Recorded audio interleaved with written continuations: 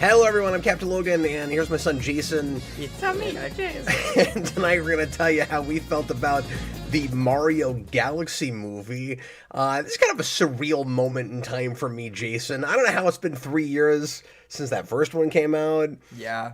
We did a real lengthy review on that. And 20 years since the Galaxy game. That's also crazy. Mm-hmm. But I don't know. I feel weird about time right now. Because on the one hand, I was kind of surprised that it took a whole year before Nintendo and Illumination even announced this was happening for sure. Yeah. It was even later than that before we knew what the title and premise were. Mm-hmm. And they were real kind of hush-hush about it. You'd think that you'd rush a sequel out real fast, considering how well that did. Yeah. And honestly, mad props to both of those companies for not doing that, for like really taking their time on this. Because it shows. Yeah, I think so too. Like, however you feel about the product they made, and we'll talk about it, because we are, I'll just say right up front, really stretching the definition of movie with this, even more than we did with the last one. But boy, it's polished looking, if nothing else. Yep. It's a pretty looking movie. And if they had not taken their time and announced it right away and got to work, 12 hours after the gigantic opening weekend of that first one, you wouldn't have the spectacle that this is. And it might be the best, at least of the ones I've seen, and I avoid Illumination, but I've seen a few. It's got to be the best looking of those that I've seen anyway. Yeah. It's just really, really well polished. But anyway, so yeah, we're already here. Jayson's 3 years older. Yep. He's gone from 12 to 15 like that. Yeah. Almost 16. Yeah, and these both came out in April around my birthday. So I thought it was the same month. So we're almost 3 years to the day. Yep. We're like real close. Yep. So I was just turning like 13 that year and just turning 16 this year. So pretty crazy. So what was your guesswork about what a sequel to this would be versus what they made? I'm sure we speculated about it, and I don't remember what exactly we didn't do a speculation cast for this. I don't think. Maybe we should have. We talked about it a little bit on the Captain Logan show because actually I think one of the first Captain Logan shows where I was a normal co-host was the leaked Super Mario World title that didn't end up being true. Oh, really? Yeah, and so we speculated about that a lot, and that's where I thought they would go. That would have been the natural next step. And then Galaxy would have been the third. Mm-hmm. But we've got almost a Days of Future Past issue here. Yeah. Where you kind of... You kind of blew your third movie concept with your second movie. You kind of jumped right to your third movie of a trilogy. Yeah. What you would imagine. Because whatever they do, and we'll talk about this later, because I have some thoughts, I have some speculation to make. Whatever they do for a third Mario movie, it's probably going to look really counterintuitive compared to a world and then a galaxy. Mm-hmm. Because there's just a natural progression of size. Right. Like you have the Super Mario Brothers movie. It's about these two guys. They get kind of an Alice in Wonderland thing. They're in the real world. They get sucked into this bizarre place, and then you open up the scope to world, and Yoshi's your next thing. Right. So it kind of makes sense if you just went to Yoshi's Island. Yeah. And Yoshi then wasn't even in the first Mario Galaxy. Like, I don't even understand. Everything about that is strange. And yes. I mean, I guess you can say he's a big part of 2. And so, you just blend those together. And like when Mario's riding on Yoshi in space, it looks like what we did with 2. But yes, everything about that is weird. It would be like if you jumped from like Arkham Asylum to Arkham Knight and you never had City in between. Mm-hmm.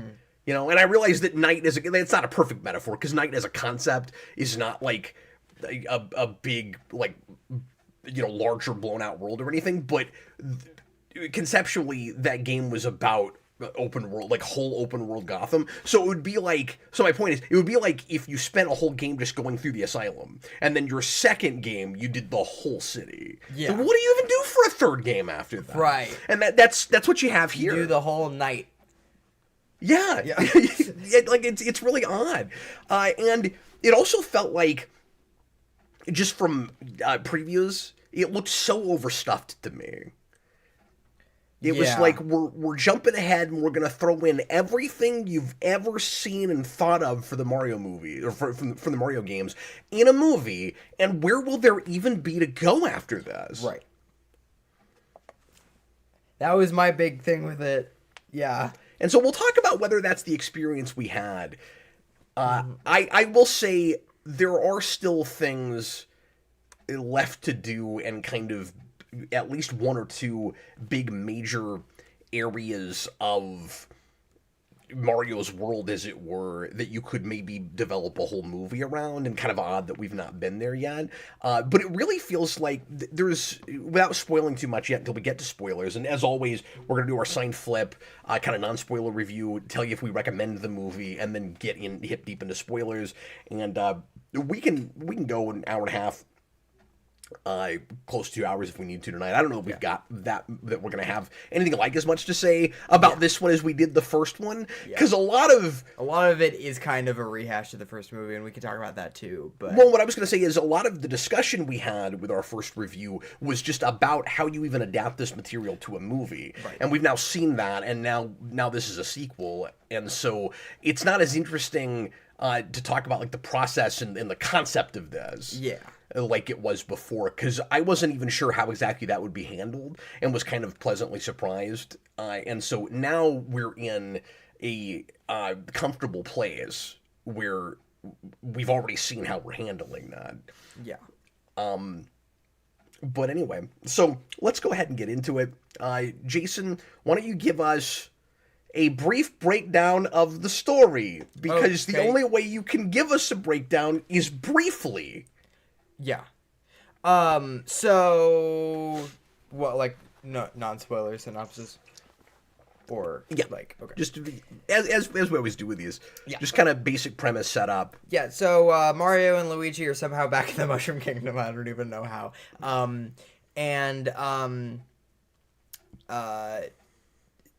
They have, from the last movie, they've made Bowser small, and they've trapped him in his tiny castle, and which they're crazy if they don't make that a playset. If they don't make that like a giant $75 playset, they're crazy. His son Bowser Jr. comes to take Bowser and kidnap the princess. He has to kidnap Rosalina. A princess. He kidnaps Rosalina. And he's got his magic paintbrush. Captain Marvel, and he so that he can power this giant... put a pin in the Brie Larson of it all. We're going to talk about that. And so that he can power this giant Bowser planet that they wanted to make when Bowser Jr. was a little kid. It was their special father-son project. And so I think that's really all there is. For basic setup, like so Rosalina gets captured, and Bowser Jr. the princess goes to save her. So it's a princess going to save another princess, and meanwhile Mario has to stay back and protect the kingdom, which, spoiler alert, he does a terrible job of. I don't know how like Peach would have even handled that, though. Like, I know, but that's the way they play it. Is like, look how horrible of a job he did as the guard for the Mushroom Kingdom. Anyway, and then they'll converge later on, and there's a subplot with Bowser, like will he befriend and help Mario, or will he go and be part of the bad guy plot and reassert himself as the big horrible overlord? If this sounds to you, if you've not seen the movie yet, and it sounds to you like just a video game plot, that's because it's just a video game plot, which is and is as thin as, like, I can't even say it's a thin plot as far as a film goes. Like, that would be giving it too much credit. It's not thinly plotted. It's not plotted. Like, it's not really a story. And people criticize the first movie for that. This makes the first movie look like a really standard, average hero's journey story. Because this is just the cookie cutter setup and climax with just all the gameplay stuff in between of a standard action adventure game, like of a Mario game. There's like slightly more going on plot wise than than a 3D Mario game, like than the Galaxy games. And I don't think I'm being hyperbolic in saying No, you're that. not. You're not. It felt like I'll let you do your sign flip first. Yeah, But sure. I'll just real quick, just because I'm thinking about it. I'll give you my old sign. Like this Yeah. movie. This I wanna movie bring made me this feel back. like we should bring these back I when you and wanna I are bring them reviewing back. stuff. This movie made me feel like I was watching somebody else play a video game. Yeah. And the first one I probably said that about. I didn't know how far you But the could character take that. select screen is like 5 pages long. Like, But not as long as I expected. Sure. Based on advertising and stuff. I actually thought that stuff would be more overstuffed than it is. But yeah, you're not watching a movie, you're watching a video game that doesn't have gameplay. Yeah. And there's as thin as it is, there's a serviceable enough sort of character arc or character through line, at least, for Mario with the first movie, where he has to be. We talked about this. I wanted to kind of just revisit this and point this out again. That I totally understand. Because I went to bat for it a little bit. I totally understand people's criticisms that Mario doesn't get any complex characterization. You don't get like a real cool hero's journey story with him. His prevailing character trait is just he doesn't give up.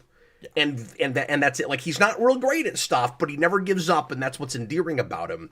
And I took up for that with the first movie and suggested that that's because Nintendo really doesn't want to create a new character out of Mario that then the games moving forward would have to start using that you have to have synergy, because Mario's always been a blank slate character. You're supposed to be able to, he's an insert for you as the player, and you're supposed to be able to put yourself there, and that's why he's kind of vapid and amorphous, and he's just like, he's got a specific job and stuff. He's a plumber, but like he's anybody that wants to save the day. That's it. He and particularly male power fantasy. Like he wants to save his girlfriend. The end. And they didn't want to get too far away from that with the movies, because now he's a different character. And arguably, they kind of maybe did that and made that mistake with Donkey Kong, where like he feels like a little bit of a different character in that movie. Yeah, he definitely does. And now we've changed his character model, and we've got to have synergy. Yeah. And now with Donkey Kong Bonanza, and I've not played all the way through that because I don't have a Switch 2. I played one of your uncles for like an hour and a half, and it's fun, and people gave it like 10s out of 10s and stuff, but he doesn't feel like Donkey Kong anymore. Or at least the way he did before. He feels like Seth Rogen. Seth Rogen's Donkey Kong, yeah. And so, by the way, I'm wearing a Donkey Kong shirt because A, I couldn't find my Mario shirt, and B, Donkey Kong's not in this movie, so I wanted to give Donkey Kong some love. I'm wearing a Boo shirt because it's the only Mario shirt I have, and there aren't Boos in this either. There's a Boo. There's a King Boo statue. Oh, okay. I missed that. Yep. I missed that. But anyway, so my point is, I understand why they did that and their attempt at keeping Mario what it is for a movie, which basically means it's not a movie, because Mario is an interactive experience. And so they're trying to, in the best way they can, give you that same experience on the big screen, which is impossible. And so what do you do for a sequel to that? Well, you could take that character who always does his best and never gives up, and gives him and like pushes against that and makes it a lot harder, and make it like a Captain America or a Superman or something, where he's still, kind of a vapid character, but you just push down on him a lot harder. And his opportunity for change is he could stop doing that. He could give up. He just still doesn't. Mm-hmm. Instead, what we've done is we've kind of just lost him in the shuffle, which is what I was worried about with the previews and stuff. And I think that's what a lot of people are frustrated about with this, because it's not getting great reviews, and a lot of fans aren't real happy with it. And again, we'll talk about where we are with it. I don't want to just always respond to the consensus or whatever. We want to give you as close as we can our unbiased opinions, but I think that's where a lot of the frustration is coming from. Is people didn't feel like there was enough of a real story the first time around. I get why that is. Could you still like tell at least as quote unquote complex of a story as you did there? Yes. Did they? Not really. I think the other way you go about it is and it's a problem if your main character is too buried. But the other thing you do is, like they did with Donkey Kong, however you feel about it, you just let other characters have the real arcs. Like if Mario's the character that's not allowed to change, and he just inspires the people around him, then let another character be your complex, interesting, flawed, three-dimensional character that gets a lot to do and has to figure something out. And they have a character in this movie from a series that is not going to get a game. I think is in talks to get a game soon, but with a more complicated storyline. So, like, they should have just done that with that character. But we'll talk about that. Yeah. Braden, also, Galaxy is one of the more story-heavy games. Yeah, and so I see why people think that's a problem.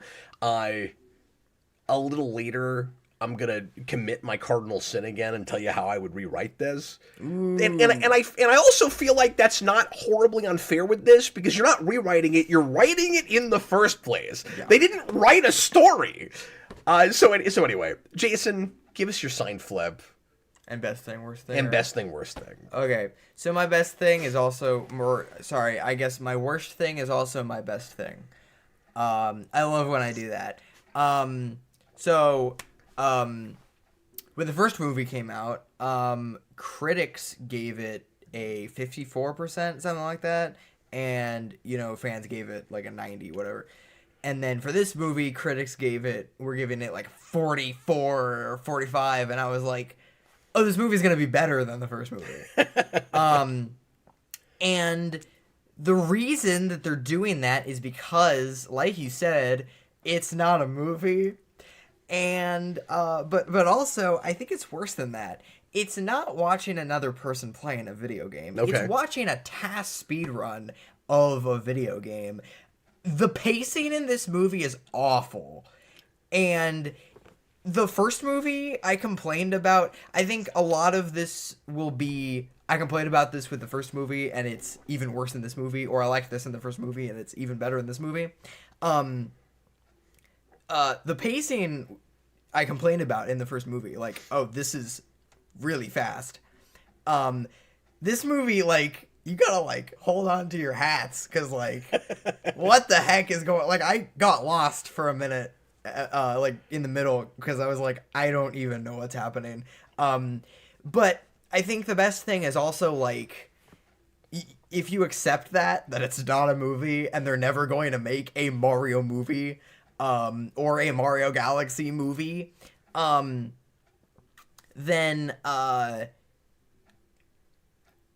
you can appreciate just the wall-to-wall references and, oh look, that's a thing that's on the big screen, yay! And then, you had a fun time. So I think my worst thing is pacing, but also it has no story, and the little story it has is really nothing, and they're never gonna make a movie with a story. But the best thing is that it's just a fun time.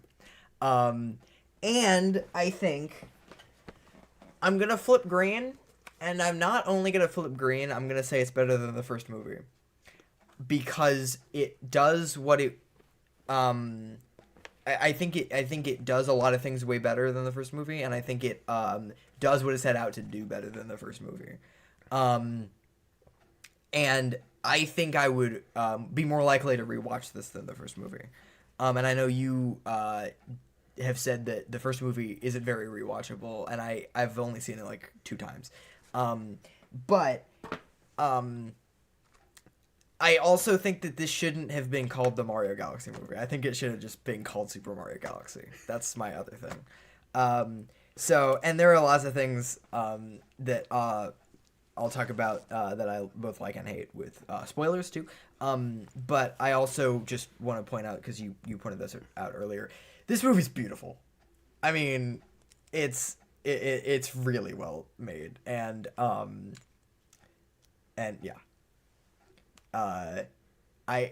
It was a good theater experience for me. Like, I think it's a movie that you should see in theater. Yeah. And it blew your younger brothers away. Yeah. Like, this is one of those movies that's really fun, huge, as, you know, superficial and kind of nothing as the story is, of course, when you're 7, 10. Mm-hmm.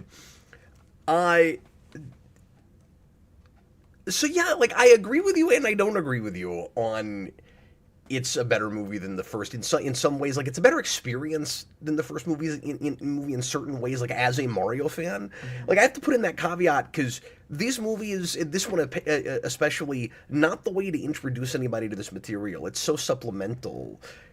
But I would also say, if either of these could be just shown to, especially a kid that had never played the games, and make them want to explore this world, it's the first one. And then this movie, if you're not, and I don't mean even like this movie if all you've seen is the first movie. I mean if you've not played Mario games after that first movie, this feels like you're taking a test you haven't studied for. Yeah. Like, I think, because it's weird, like, as little actual story is being told, I can see why you would say you get kind of lost in the middle. You're not lost on, like, you can't follow the cookie cutter story. It's just, why are we even at this place, and what's being shown on screen now, and like, it's so reference heavy, and it's so much about, you remember this from this game, right? And you never thought we would go back to this. You never thought we even remembered we did this 25 years ago. Yeah. There's so much, and that's fun if you know the stuff.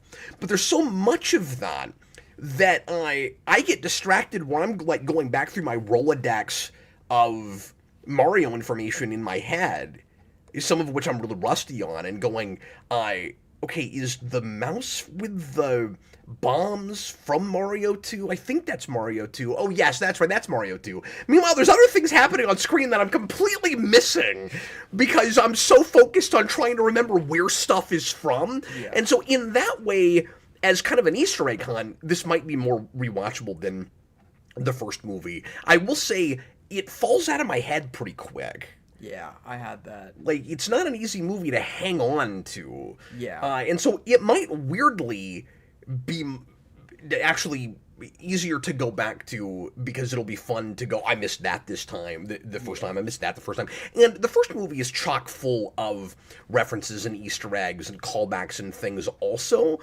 This one, it felt like even a lot more so. This felt like they were, for some reason, worried they'd never make another one.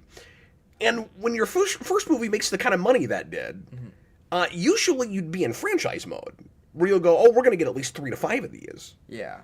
And there's a part of me that really respects that approach, where you don't have the hubris to assume, you know, it's almost like the antithesis of what Nintendo was doing with the Switch 2.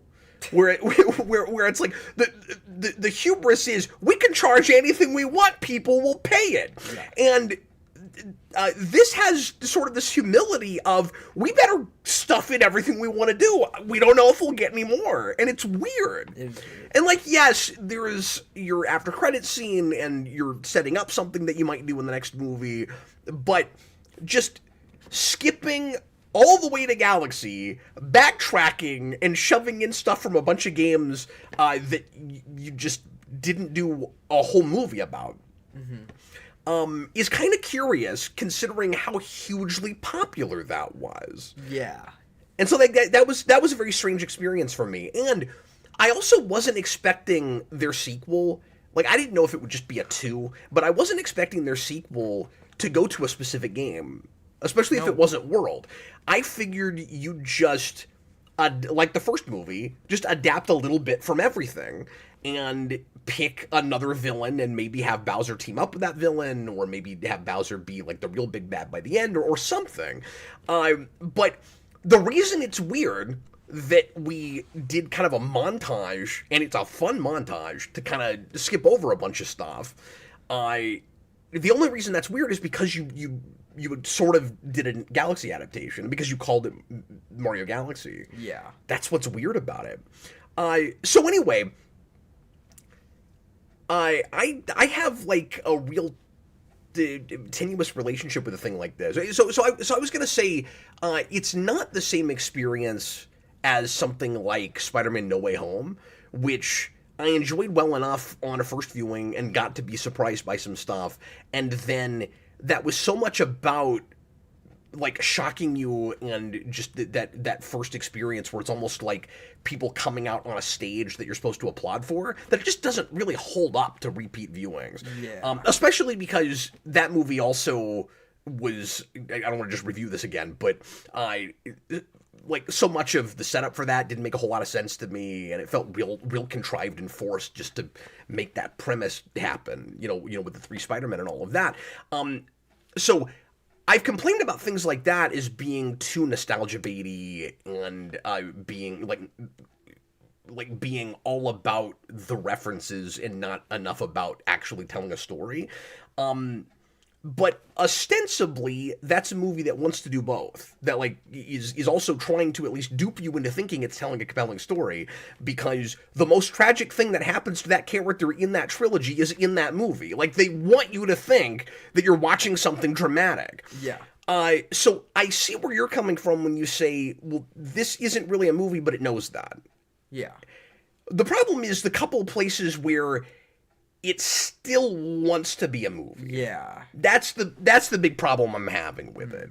If it was much more the whole, and I still might be a little bit disappointed with this because I'm seeing story potential in it. Again, the first movie weirdly is more focused and kind of has more of a story than this, as like thin and small as it is. With this, if it was just one big long fun cutscene, and it really was just kind of you're watching somebody play a video game, I probably would not be as frustrated with it. Because you sort of kind of do we'll talk about this in spoilers, you sort of kind of do a character arc for Bowser that isn't really adding up to me. Yeah. And you also are doing that sort of with Peach, although it's less a character arc and more just her discovering her past, which I just fundamentally don't even like the choice with that. But it also doesn't really add up to anything. Yeah. So anyway, so I guess before I even get to best and worst thing, I'll just say, like, my sign flip for this is going to be difficult because it's not really, in a weird way, it feels almost review proof, but then there are those places where it feels like it wants me to think that it's telling a story. Yeah. And so I'm like, well, as a Mario fan, I had a really good time while I was watching it. I was won over with the reference stuff. You know, it was fun going, okay, I really didn't expect them to do this. And I also, by the way, happen to be a giant Galaxy fan. Galaxy 2 is my favorite 3D Mario. And I'm not. And I wasn't expecting this, so it was really fun to get that soundtrack. It was really fun how much of Galaxy this actually does. Like, I kind of thought that might just be an excuse to get us into space, and then we'd just go do a bunch of other space stuff. Like, knowing Star Fox is in it, I kind of thought we'd go do a bunch of other Nintendo space stuff. And it is much more actually honest-to-God Galaxy than I expected, which is part of what's frustrating about it, because there is story potential there. And I'll get to what I think they should have done with what they have a little later on. So I think I have to go like a light green, just because I was smiling and laughing a lot. Like I was really enjoying it while I was watching it. Yeah. But it is very admittedly just a kind of dumb ride and nothing else. I mean, that's really what it is. And you have to already be a fan of this material. Yeah. And you can say, well, Cap, everybody knows Mario. And to that I would say, I mean, fair enough. But if you don't really know it, you know what I mean? But they did all of the kind of surface level stuff in the first movie. So this is what they had, you know? Yeah. But then they did all of it. Like, Yeah. they did all of what they had. So I'm going to be vague about best thing, worst thing until we get to spoilers here in a second. My best thing is the climax. Yep. Not the actual ending, but the confrontation at the end. That is handled so classy, I couldn't even believe it.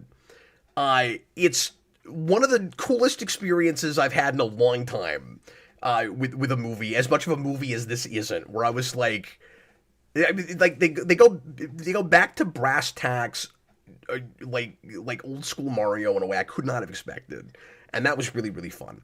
My worst thing is the way Rosalina is handled, and I'm not saying Brie Larson; she's fine. I'm saying just the character. Although I will say, I'm saying both. I think Brie Larson kind of gives up somewhere, like in at the start, like, you can tell, or at least it seems like, she probably recorded, in like, fair enough, this is easy to do in a booth, she probably recorded all of her dialogue in sequence.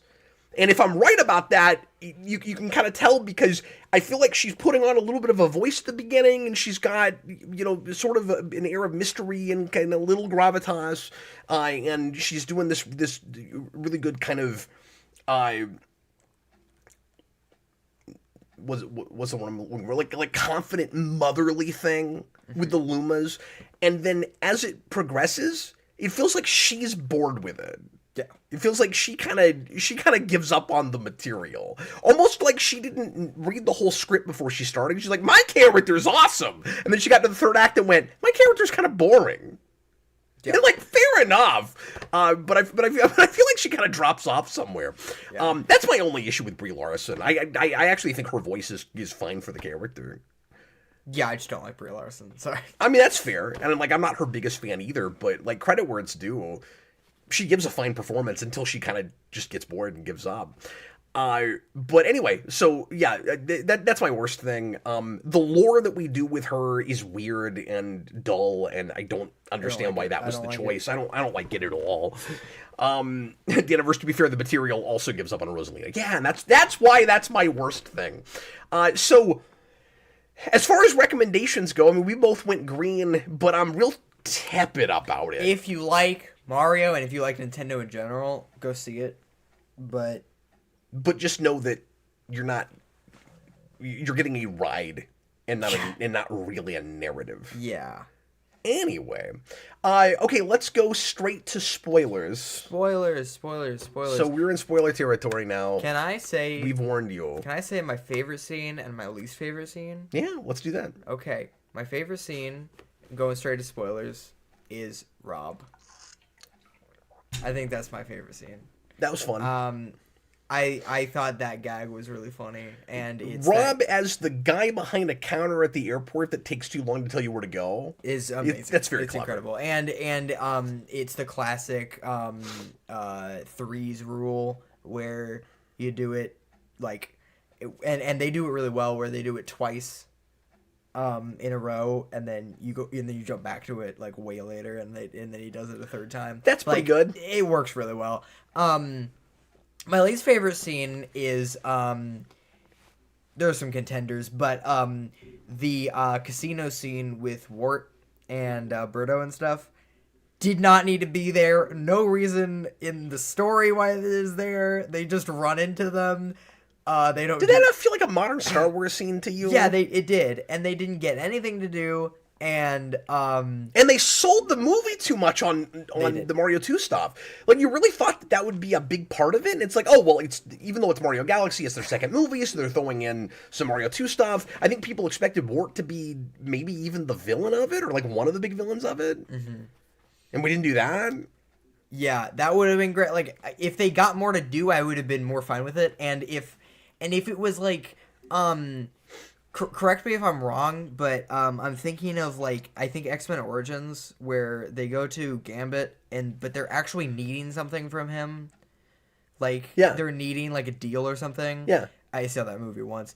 I thought that would have been what they wanted to do with Wart, where like they're going to a casino and he's like the big like, like casino owner that they need money from him or whatever. And when your inspiration for a better idea for a scene comes from Origins, you know you're doing something wrong. Yeah. That's unfortunate. No, it's like we just took those characters because they're all from that game and sandwiched them together as the mob bosses that run a casino. I don't know why. But I don't even know why they're there. Like, they don't get. Yeah. And then that's where Jump Up Superstar is. Yeah, and not the casino theme from 3D World, one of the best things in all of Mario. Like, sorry. For how much, like... Some weird counterintuitive choices of where you put the references. I love the casino. I love the fact that they put the casino from 3D World in there. But they didn't do much 3D World in the soundtrack, and that is one of the best Mario soundtracks. And visually, a lot of the movie just goes well with that. Yes, it does. So let's back off for a second and talk about what games and what eras of Mario we're leaning into the hardest with this. Sure.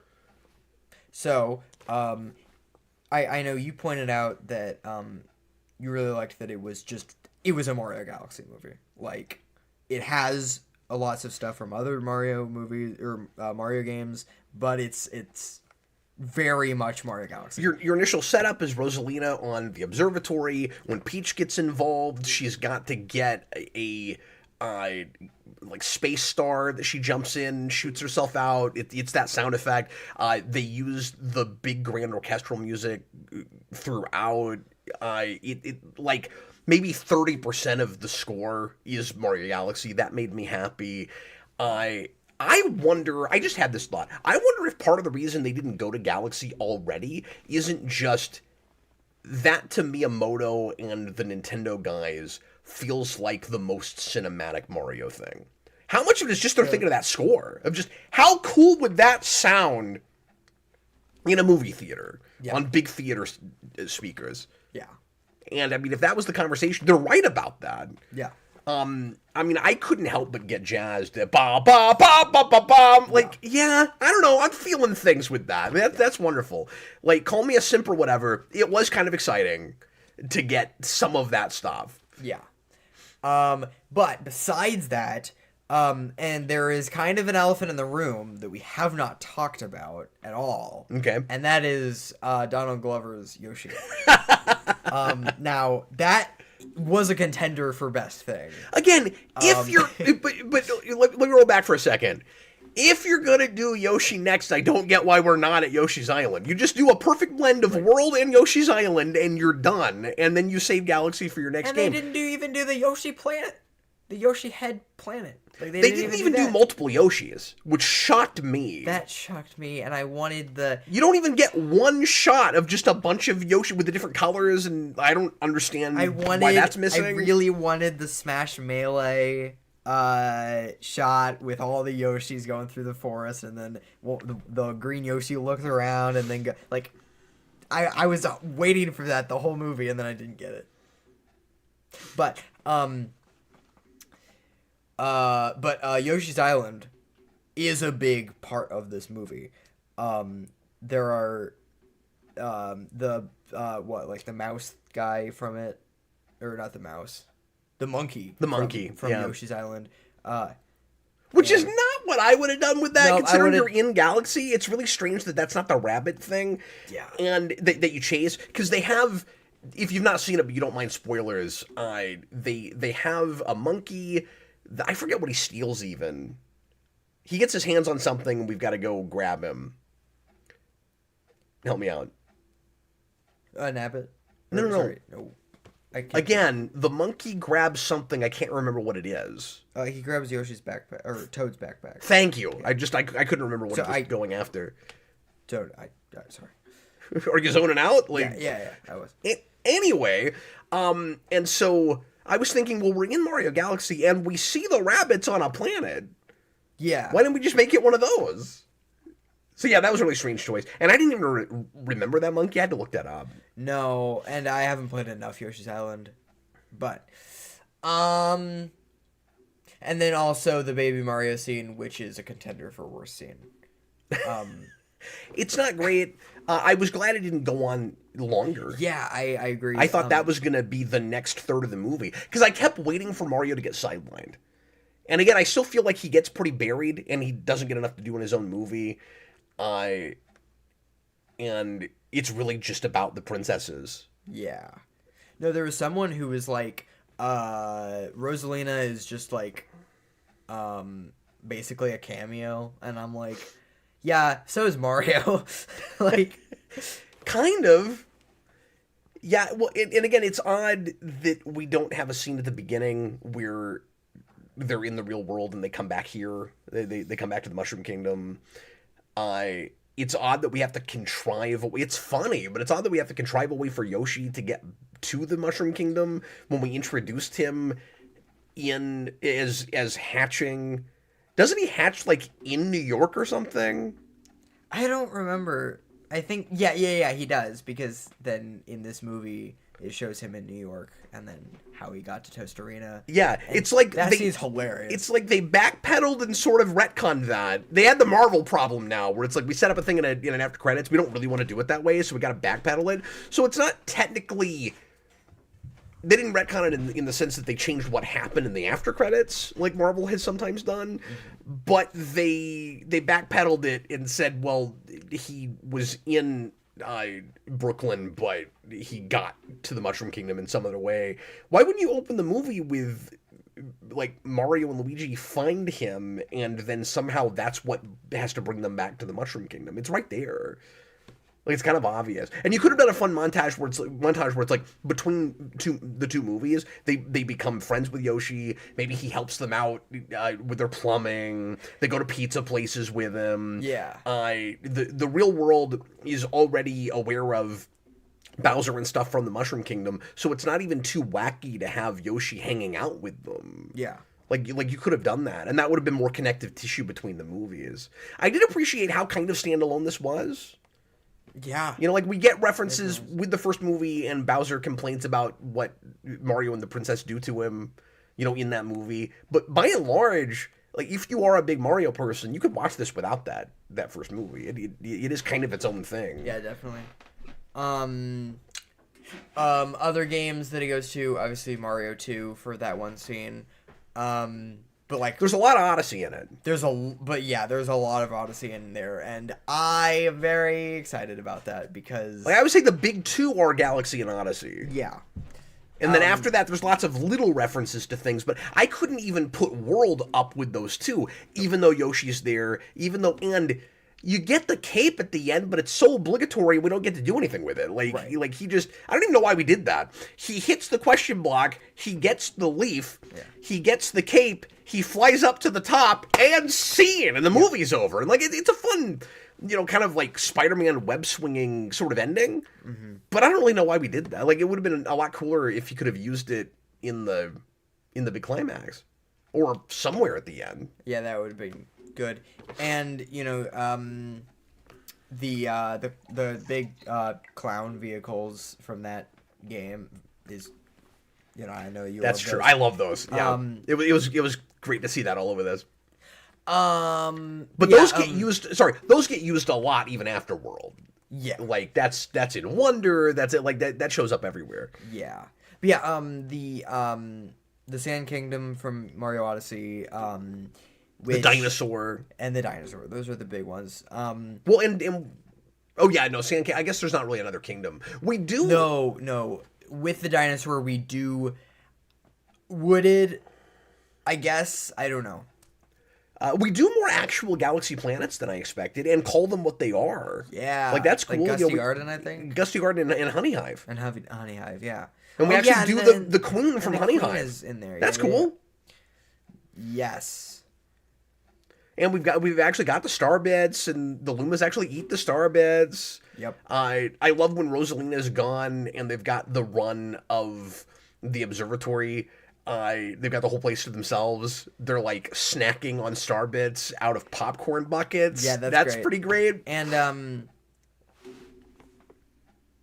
Rosalina is trapped in one of those glass things from Mario Galaxy. That honestly actually really made me happy. Yeah. The big set piece at the end is I don't know if it's a boss, but it's kind of the big major first star, or one of the big first stars in Galaxy, where there's a star inside of a big glass piece in the center of a platform, and there is these like round electric like things of electricity that are coming out at you, and you've got to jump over them, and then you've got to use giant bullet bills to get to the center of it and hit that.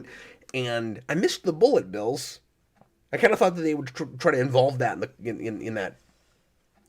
I hesitate to say climax. I guess I should say climactic set piece, because that's not the climax I'm talking about.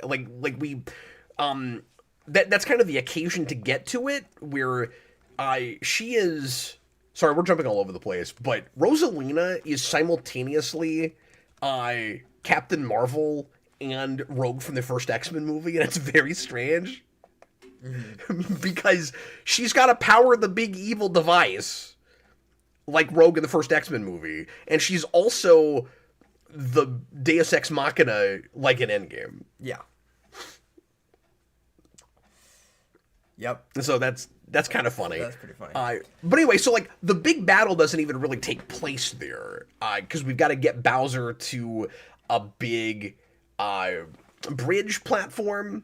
Yep. Where we're gonna have just a Mario 1 battle, and New Super Mario Brothers, and like every game that does specifically that. But that made me very happy. Well, and he has, but it's specifically Mario 1 because he has the axes, and which is awesome. I actually like what they did with Bowser. Just. You know, with references wise. Yeah, me too. And because then he falls into the lava and then he becomes Dry Bowser, and it's awesome. Everything about that was wonderful, and the setup and kind of really good. Kind of worth the price of admission. There's a gag where they have Koopa Troopas that walk into lava and then come out as dry bones, and so they set that up and then they pay it off at the end where you think Bowser's dead, and I didn't honestly immediately call it. No. Like, Bowser drops in, and I mean, I knew he wasn't going to be dead. I didn't expect to do, and I should have, but you do the typical, but in the best way possible. The villain's not really dead. You do the Super Shredder thing, right? It's like, oh, here he comes! But we actually do more with him than Super Shredder. He doesn't just, like, pull a stupid pier on himself. And, that's set up and paid off so well. Yeah, and he just becomes, like, a head. That's funny, but it's cool that we actually get big scary Dry Bowser, and I'm a big Dry Bones fan, and I've always loved the look of Dry Bowser, and so it was neat to get that. Again, this is just superficial fan stuff, but the classy part is, it's like they missed an opportunity with the first movie to take out Bowser that way.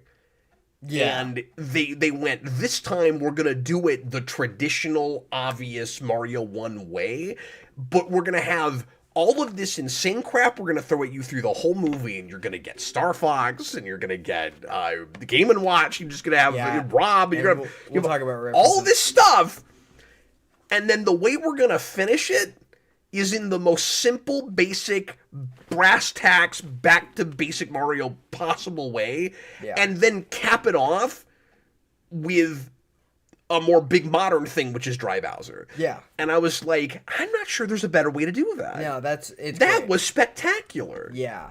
Again, think of it as a roller coaster ride, and that's like a big Universal theme park ride or something. Yeah. And that's just the perfect way to cap off your ride. It's so good. Yeah.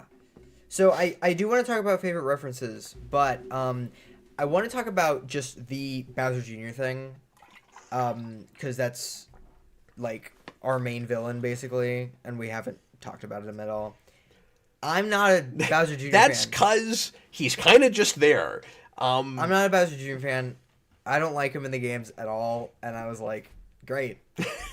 We're getting Bowser Jr. Yeah. Amazing. He's fine. They just didn't like, have much of a take with him. No, like, they didn't. He is kind of a plot device to sort of give Bowser an arc. Yeah. Where you're supposed to wonder the whole movie where Bowser's loyalty is, and if he can change, and if he's come to appreciate Mario and the Princess of the Mushroom Kingdom with through his captivity, kind of a Stockholm syndrome thing. Like, does he love his captors now? And it's like the arc is funny. I don't think it comes together. I don't think it actually makes sense. Ultimately, we'll talk about it. Okay. And again, I saw the movie once. Maybe I'll like it better on a second viewing. But when Bowser Jr. shows up and brings him with him, and Bowser's feeling conflicted, and I mean, this is the closest to any sort of like deep, complex characterization you get with anybody. He's feeling torn. It is really funny when he's proud of his son for doing all the horrible, heinous things he taught him to do, and he's like being retrained in his own quote unquote values. All of that is really funny. Yeah. And I like it. The problem is, the movie doesn't actually make me believe that that Bowser has come to appreciate Mario the way he has. And the biggest problem with it is that, as funny as it is, because it's good, is that opening scene with him tiny in his castle. So in that scene, he has done a painting of him and Peach, and he's trying to prove to Mario and Luigi that he is reformed. And he says, like, you should make me regular size again, not for good behavior, but awesome behavior. You remember that? Yeah.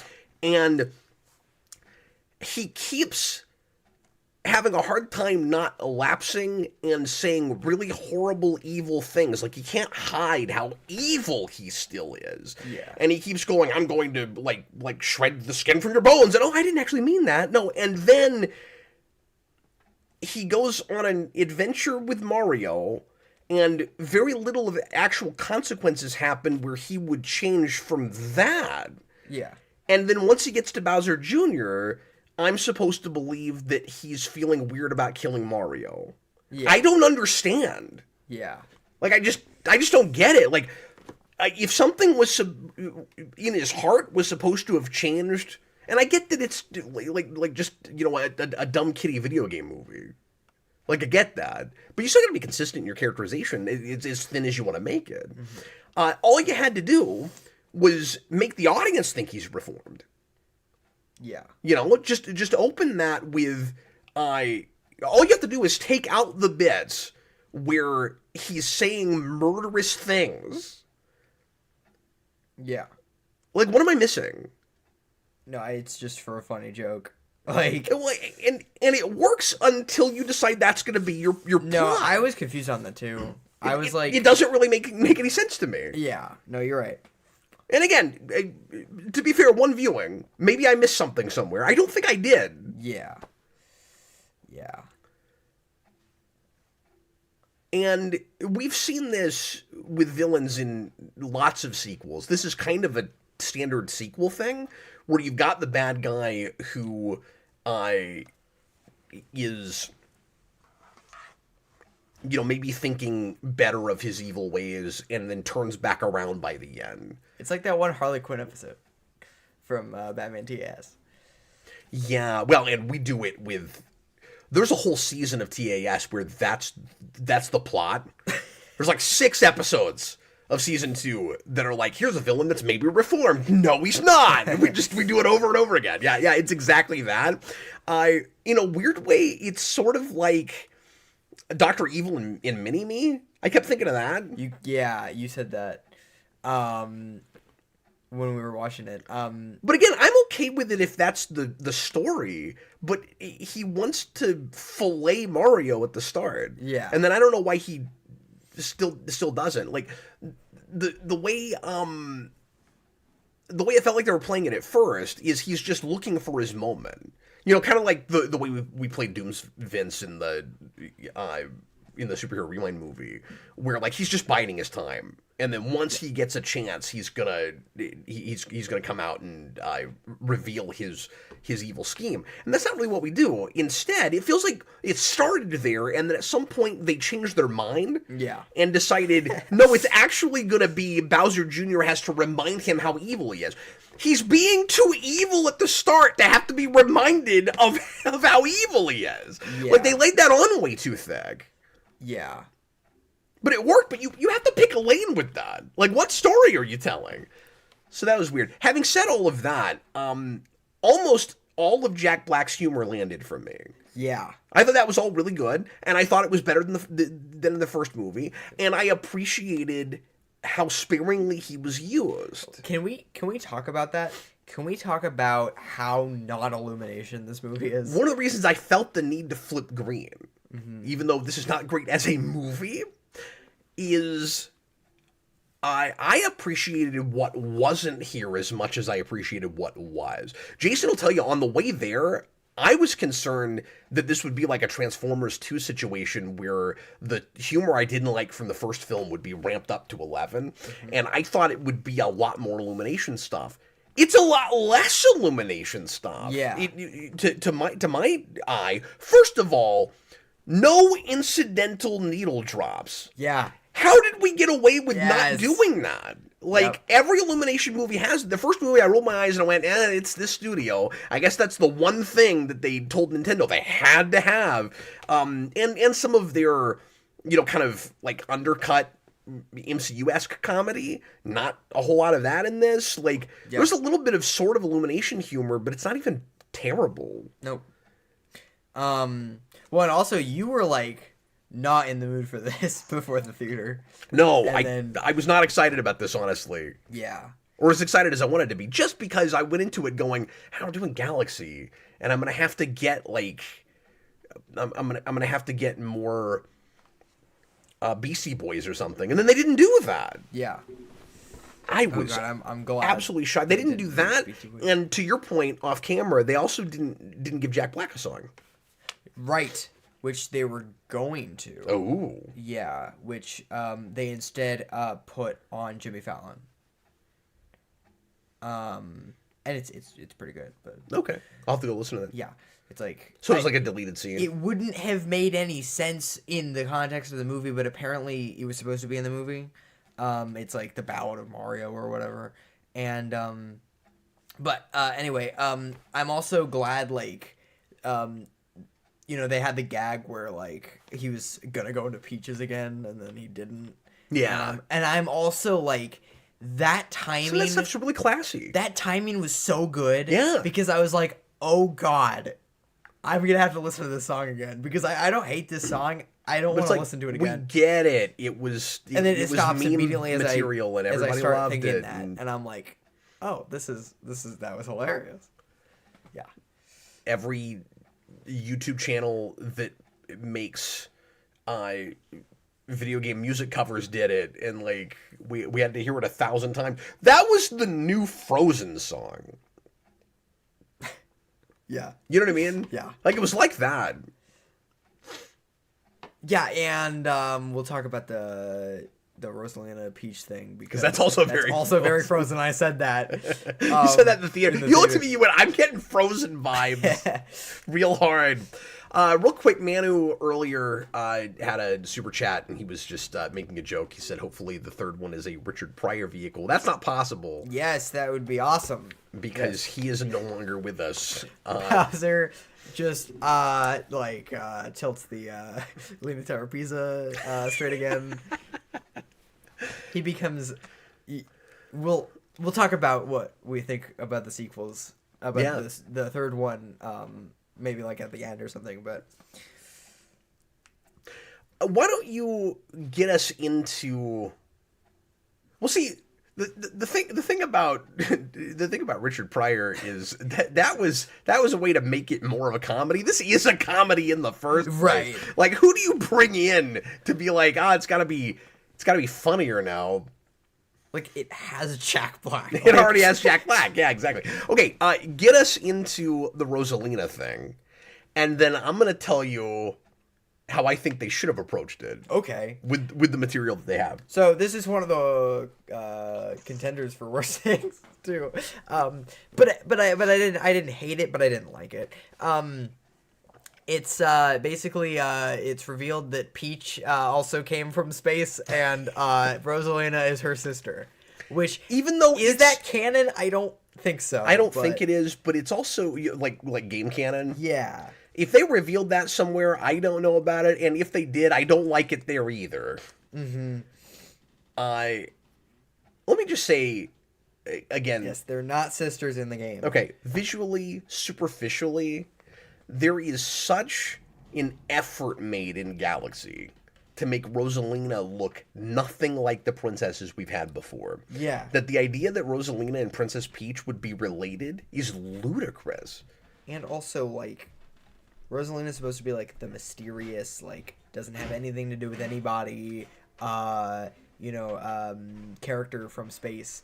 And Peach is... She doesn't even look like she belongs in the Mushroom Kingdom. And also, like, the whole thing, as you brought up outside of this stream, is the whole thing with Peach in the first movie is she might be from Mario's world, from Earth. That's what I was going to say.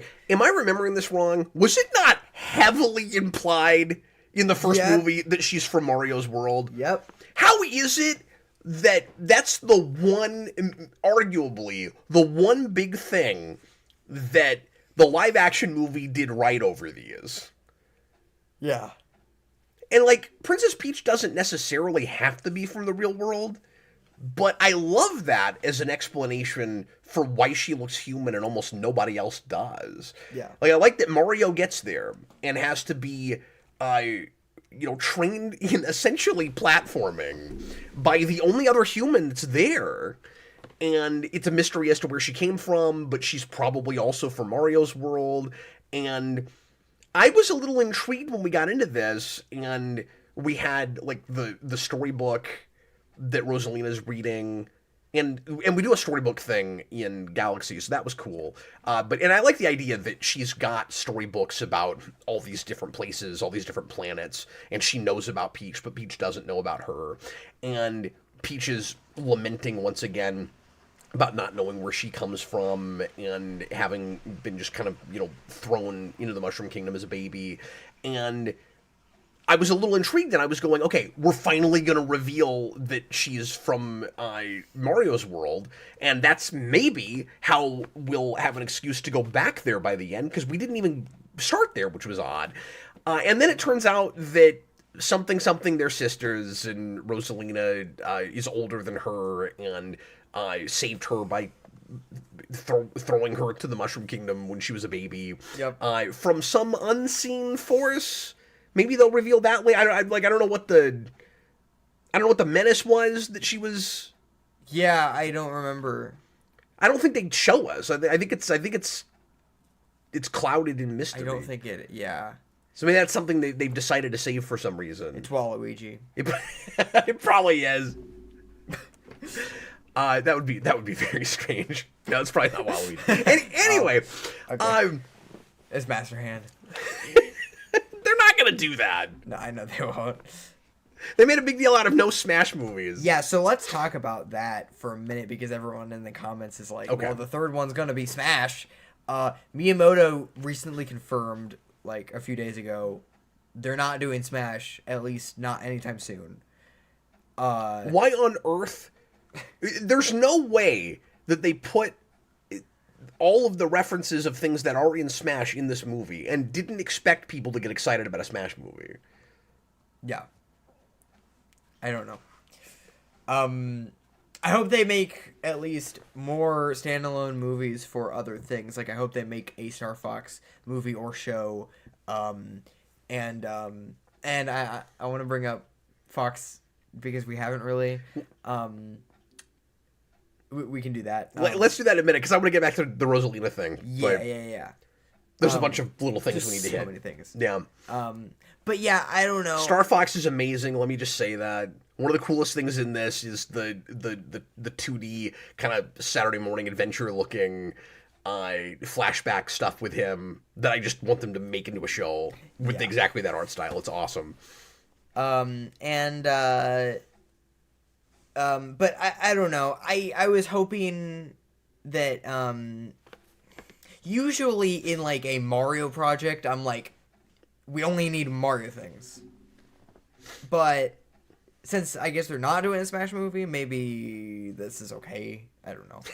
Well, they had precedent in a way with the first movie, or at least they think they did with Donkey Kong, but Donkey Kong is already a Mario adjacent thing. And with this, they went to stuff that is only adjacent through Smash.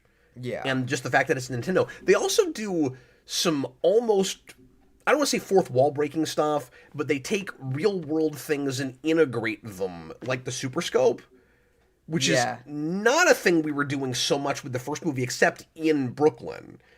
Yeah, you know, where we would have like the pizza guy was a character from another game, if memory serves. Yeah, and stuff like that. But anyway, what were you gonna say? So in the first movie, this doesn't make any sense. All right.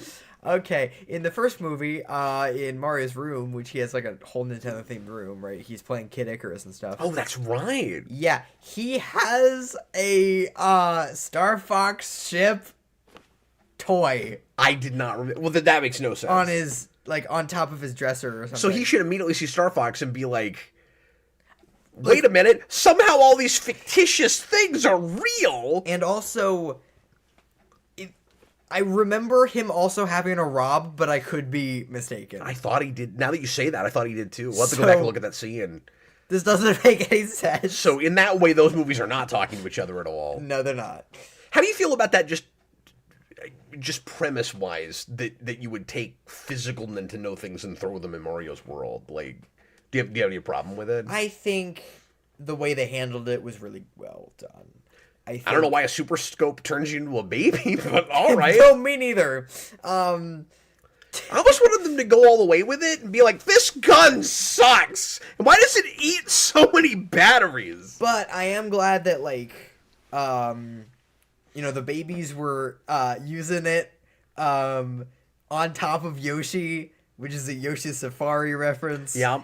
And that's great. But it's weird that at no point is Mario riding on him by himself. Yeah, that's like, weird. You've just introduced Yoshi. You do baby Mario and Luigi, and there's not one little bit where Mario is riding on him and they get stuck in a bubble and then goes, ah! Like, why would you do that? Luigi cries. I wish he cried, like, in Yoshi's Island. Yeah, me too. But I digress. Look, if this is the movie they're gonna make, then this is how superficially we're gonna have to talk about it, right? And this is how, like, nerdy and fanboy we're gonna have to be with our criticisms, because that's what they're opening themselves up to, right? Like, taking this movie on its own terms is to say, did the references land as much as did the humor land? Yeah. And I just had this thought. If you're going to make a movie, this is kind of like, I know I bring this up all the time, but this is kind of like the Batman versus Ninja Turtles thing, where I've always said that to me is almost the gold standard for good fan service. Pretty thin story. I love almost everything about that movie.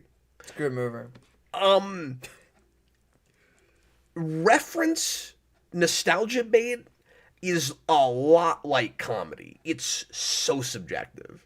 Yeah. It's like insanely subjective. Yeah. And explaining why a thing lands versus it's just like comedy. It's not always funny. That's why you have to put it in a different category. But explaining why references land for you personally is like trying to sometimes explain why comedy lands. It's just your own personal experience with the life you've lived. Like, working your way backward to explain it is not interesting. It really boils down to, with comedy, I find these things funny because this is the humor I was raised with. These are the movies I watched. This was what my dad was like, etc., etc. Yeah. Right? For each individual person, your dad, your mom, whoever, raised you, was around you, was funny. With references, it's, these were the things I played. These are the things I like. Yeah. This is the stuff that formed me. Mm-hmm. It's just really subjective.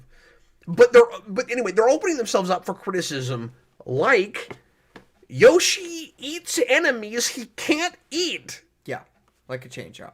Yeah. Yeah. So, like, there are no rules, because, like, I know what the rules are in the games. Right. But also, they're not the same in every game, either. That's true, yeah. So there's that, but there's not one place where Yoshi can eat a chain chomp that I know of. Nope. I don't think so. I mean... Yeah, I'm trying to remember if you can do it in the Yoshi's Island games, but I really don't think you can. But yeah, I do think the first thing they should do with another property is Kirby. Because I think Kirby works as an Illumination movie just as well as Mario does. I didn't think of that. And I think giving characters their own spin-offs from Mario movies... starting them as a side character in a Mario movie and then going off. That's a cool idea. If you maybe put Kirby in the next one and then give him a spin-off if that does well, like, that would be good. Well, as much as I don't love that Seth Rogen's Donkey Kong is influencing the Donkey Kong games, that's probably the next one to do. Donkey Kong Country, yeah. You just do a Donkey Kong Country movie. And, like, I didn't hate Seth Rogen's Donkey Kong. I just don't need it to be what the games look like. That's all. And I don't want to hear his voice for an hour and a half. So you have that, and then obviously Star Fox would be the next thing to do. Yep. Real quick, let me get back to the Rosalina thing before we lose it. Before I forget to talk about this. Yes. So besides the fact that I just fundamentally don't like the idea of those characters as sisters, in a weird way, it seems like almost a cynical Hollywood thing where it's like, they're the princesses. The little girls will love it if they're sisters. So, because like you said, it's like the Frozen thing. It's like, it's very Disney. So, like, we gotta make the princesses related. But besides just they don't look the same, they have such different roles in the games. The other reason I don't care for it is because Peach's character arc is as muddled as Bowser's is, and you're not going to give one to Mario, so it'd be nice if there was a character in this that, like, had some kind of personal growth, or at least had an opportunity for change, and you could say a story was told. Like, that'd be nice. So, like, Bowser kind of has that, but it doesn't add up for the reasons I've explained. No. Princess Peach, you can say she has an arc. You'd be wrong, because her arc is, I learned I have a sister. So, like, what are you going to do with that? Like, I guess it's a happy ending for her because she was sad she didn't know her origin, and now she knows her origin. But it doesn't teach her anything about herself. She doesn't go, oh, I'm this way because I had this background, I had this origin, I'm from this place, I have this sister. That explains something about myself that, like a formative, important, foundational thing that I could never explain before. It would almost, as much nonsense as it would almost be better if they were twins, because then at least you could go, well, Rosalina is this powerful matriarch who runs this whole place and has this deep-seated sense of responsibility. And Peach also has that. And so I found someone that's just like me that I can finally relate to, because I've always just had to be this perfect leader, like Superman type. And, right? Like, something. But what does she get from finding out her origin? Just now she knows where she comes from. The end. Yeah, that's it. Yeah. Let me read the super chat real quick. Pros and cons guy, $5 super chat. Thanks for the support. I heard a Zelda movie is in the works. A little disappointed. Might be a Netflix movie. I had not heard Netflix. Yeah, it's Netflix. And years ago, I know they almost made a live action one, but I thought the animated thing was supposed to be theatrical. Is it not? No. They're doing a live action one. Oh, they're still doing a live. Okay, yeah. So now they're doing a live action. We have like photo shoots. Oh, like, we really? have, like, pictures from the set. I didn't know that. We have pictures of what Link looks like and stuff. That's so weird because wasn't that a project that almost happened and got shot down? Yeah, and now it's happening. It was originally going to be Netflix, and it's Sony. It's Sony now. Okay. Yeah. We'll look into this, but according to Plushie DX, it's Sony. Yeah. Okay. Okay. What else do you want to do before we talk about references? Okay. Well, so let me. I finish my Rosalina thing. Rosalina. Let me tell you how I would have written this, how I would have set this up. Taking it as much on the movie's terms as possible, right? Because again, I don't feel like this is rewriting so much as writing in the first place. And I've not thought this out real hard, but I just basic setup I think is wrong. And I think the thing kind of writes itself after you start it in the right place. The biggest issue with doing Mario Galaxy this way and still opening it with Rosalina is that she's not your guide. Yeah. Like, all you have to do is... So you open the movie this way. The princess has been kidnapped again. Peach, not Rosalina. Peach has been kidnapped. We're all rolling our eyes. Oh, we got to do that again. But it's Mario. So you always kidnap the princess. Right. So people that don't like that trope, just deal with it. It's Mario. We can find cool ways to subvert it, and I'll give you one because I've thought of this. Mm-hmm. So what you do is you go, Princess Peach has been kidnapped. Who did it? You have a big mystery about that. And it could be Bowser Jr., it could be whoever you want it to be.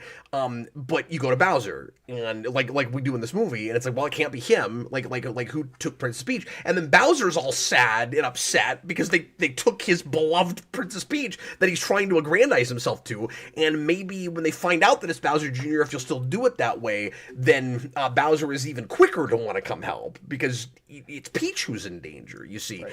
And so Rosalina has her Power Rangers-esque viewing globe and is looking at the whole universe and sees that the princess has been kidnapped, and like in Galaxy goes to Mario and says your beloved has been kidnapped. What does she call it? Your special one, I think. I don't is what they like. It's Rosalina in the game, if memory serves, that goes to Mario and is like, I've got to help you, your princess has been kidnapped.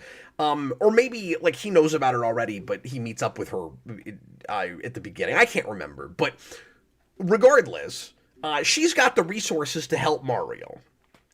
And so she either shoots him out into space or makes him a spaceship that looks like his head. Yeah. Like in 2, however you want to do it. I was looking for Spaceship Mario. I was hoping they'd do that. They didn't do that. I feel like they do Odyssey before Spaceship Mario, but they didn't even do that. So it would have been a way to remind you were watching a Mario movie. Like, you can say, well, it's too self-aggrandizing or something, but Mario gets so buried in his own movie. It'd be great if the third act went, oh yeah, you forgot about Mario, right? Here's a giant head he's gonna ride around in. They could have done that. But anyway, so Rosalina grabs Mario to help find the princess. Meanwhile, Peach manages to get out of her predicament all by herself. And that's how you subvert it. And then she goes off on some adventure where, like, she's gotten out, but she's lost. She's off in some other galaxy, right? And so Mario still has to find her, but doesn't have to rescue her from the bad guy necessarily. And maybe Mario gives her her umbrella at the beginning of the movie, and then she's using that as her weapon. And then, I mean, we already split them off in this movie, so why not just have subplots and have them, they're both on different adventures. We keep cutting back and forth between them. Mario's trying to find her, but doesn't realize that she's already gotten out of that predicament. And maybe Rosalina doesn't know that either because she's been taken, like, too far away from her purview, where, like, she saw her get kidnapped, but she doesn't know where she went. Like, maybe she got sucked into a black hole. They have black holes in Mario Galaxy. Yeah. They go somewhere there. It starts to kind of write itself, you know? Yeah. And then they come together and team up by the end. And you just use Rosalina like a guide. Like, why is she the one that gets kidnapped?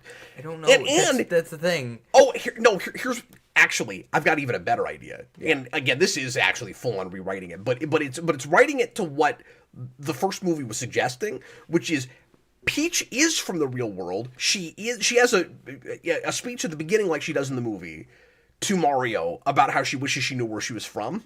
Mm-hmm. When she escapes, she somehow winds up in the real world. And her adventure is in our reality. Yeah. And then she figures out her origins there. Yeah. She looks up her family in the phone book or something. She figures out where she's from. Yeah. And then it's a reverse of the first movie where she's got to figure out how to live in the real world. Like, the real world is very weird and alien to her. Yeah. Although I can't remember if she actually goes to the real world at the end of the first movie with Mario and Luigi. She does. Okay. Yeah, she does. Yeah, so that wouldn't work as well as I'm thinking. Yeah. But anyway, there's different ways you could do it. All I'm saying, the brass tacks of it is, they shouldn't be related, and Rosalina shouldn't be the one that gets kidnapped. Yep.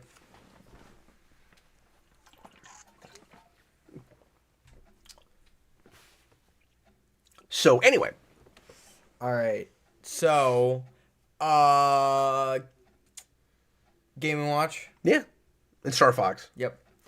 And the Mario 3 scene where Mario's taking care of the castle, and then they go to the different maps. Oh, yeah. Manu, great idea, Cap. Let's have James Marsden show up. I like him. He's just saying that because the Sonic movies, the Sonic goes in the real world. Oh, that's true. Yeah, I don't like him in those movies. I like him as the president. We shouldn't spend the majority of our time with Peach with that. She shouldn't, like, move in somewhere and live there. No. But I will say, in a weird way, I actually, and I never thought I'd say this, I actually kind of wish this franchise took one piece of advice from the Sonic movies. I wish they took one clue from those, which is those movies, at the very least, know how to pace themselves through the franchise. Yeah, they do. The second movie is 2. The third movie is 2 in kind of Sonic and Knuckles, and the third movie is Adventure or Adventure 2. Yep. And these movies are not that at all. No, these movies are everything. Yep. Yeah, I think we should talk about what the third one might be. Let's get to that after we talk about the stuff you want to do. So Game & Watch, you want to talk about that? Game & Watch. Yeah, that is the one thing where I'm glad that Bowser Jr. is there, just so that we can have the paintbrush, so that we can be like, yeah, Luigi. And that was a great gag, too. It was, but is it weird to you that we don't really do very much cool creative stuff with the paintbrush until he loses it? He kind of does. Like, but it's mostly like sunshine and stuff. But the coolest stuff is later after Mario steals it. Yeah. Am I wrong? No, I can't remember who makes the Game & Watch. Luigi does, because he sucks at drawing. Yeah, and then you get the big dragon thing or whatever it is. Yeah, and Bowser Jr. makes that. He does make that. Okay. Yeah. Okay. But yeah, how big of a deal was Game & Watch to you? Because I know you're a huge fan of that. That was a huge deal for me. And yeah, I heard a rumor he was going to be there somewhere, but I was like, oh, I didn't even know he's that. not there. So well, I'm glad I got to be surprised by something, because I was a little bit miffed to know about Star Fox. Yeah. And like posters came out about that a couple weeks before the movie did. And I was like, ooh, I kind of wish that could have been a surprise. Too. That was very exciting. Glenn Powell was so good.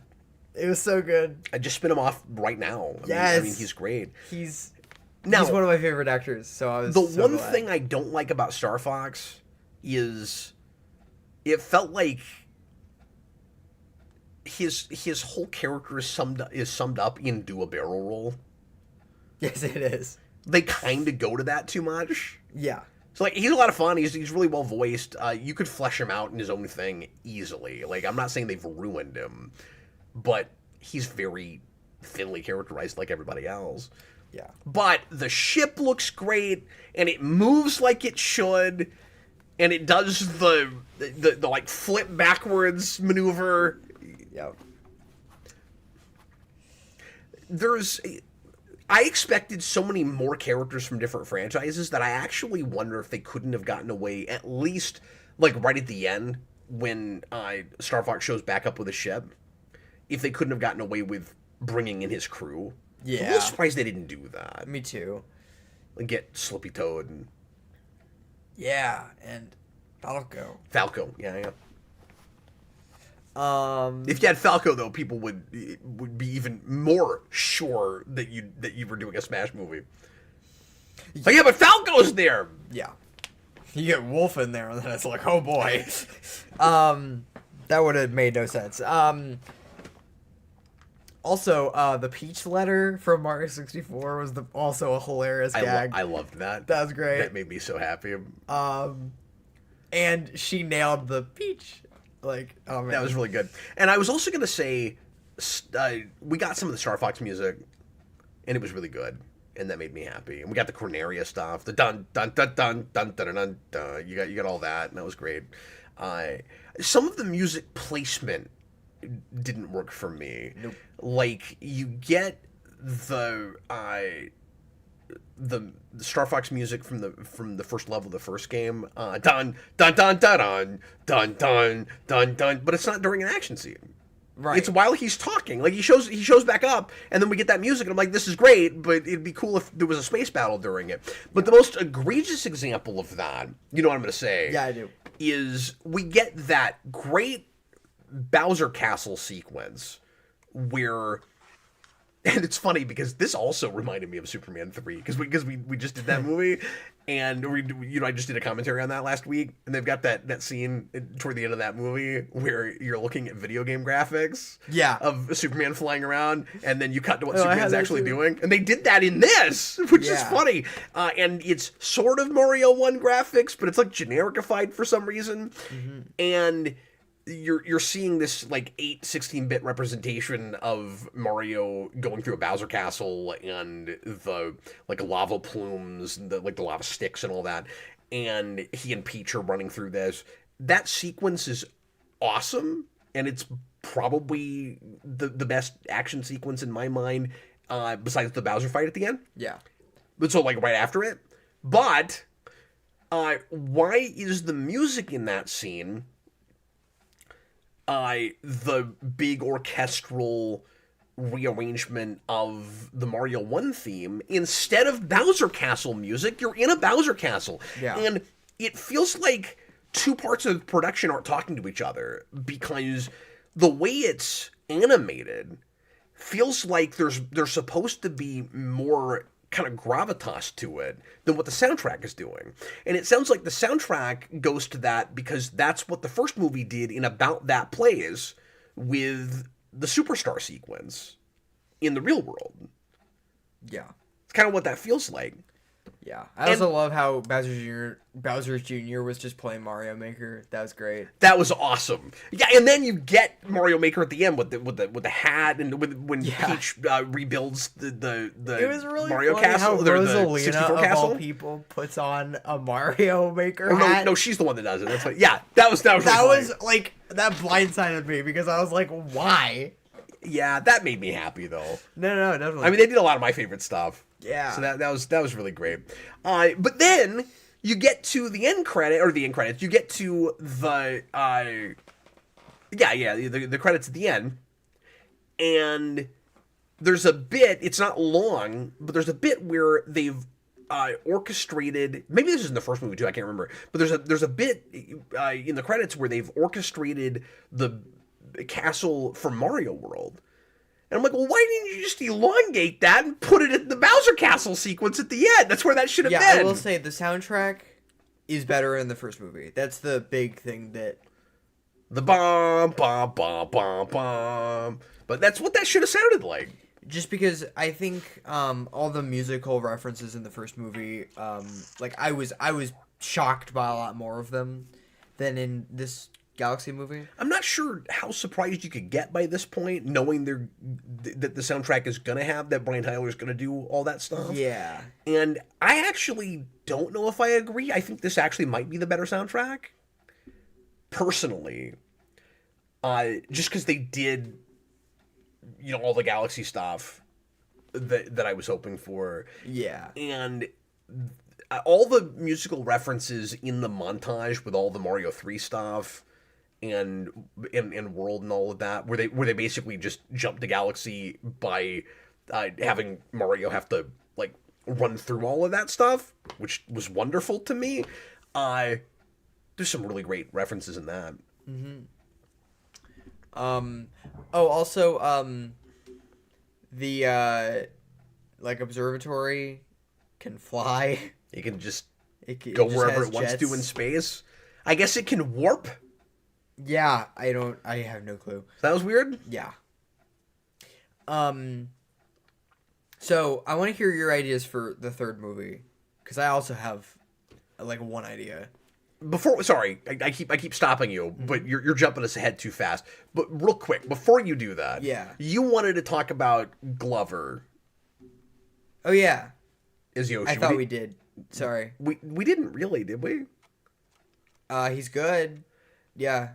That is one of the most baffling voiceover choices ever, because as soon as I saw that, I was like, I thought it was going to be like Seth Rogen again, where I was like, oh, so Yoshi's just going to sound like him, and that's going to be really weird. And then he does like a pitch perfect Yoshi impression. Yeah, he does. And you've got to give him a lot of credit for coming in and taking that job and doing it properly. Yeah. There's one bit toward the end where he goes a little lower, and I can tell it's him. So funny. There's that one Yoshi where he's like lower than normal, and it sounds like Donald Glover. It's great. I also wanted to mention that, and like I like what we do with Yoshi. He's fun. He seems like again another character that I don't know that they have much of a take on, except like he's just really great at all the things he can do. Yeah. And he doesn't care. Yeah, no, that's true. But like, he could have been really irritating, like he is in the Mario World cartoon show. Oh God, and he's not I would have left the theater. So that's good. But he felt a little obligatory to me.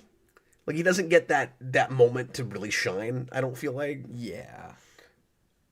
But I like that initial setup with him, and he's got some kind of fun bits here and there throughout, I guess. Yeah. Oh, and something we didn't talk about is the very beginning with the bikes. Because you got to get your Mario Kart in You gotta there get somehow. Mario Kart somewhere. Yeah. And yeah, it's pretty cool. Well, that was the moment where I went, oh, this is gonna be a visual treat. Yeah. Like it looks so freaking cool. Yeah.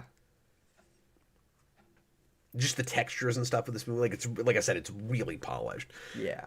So,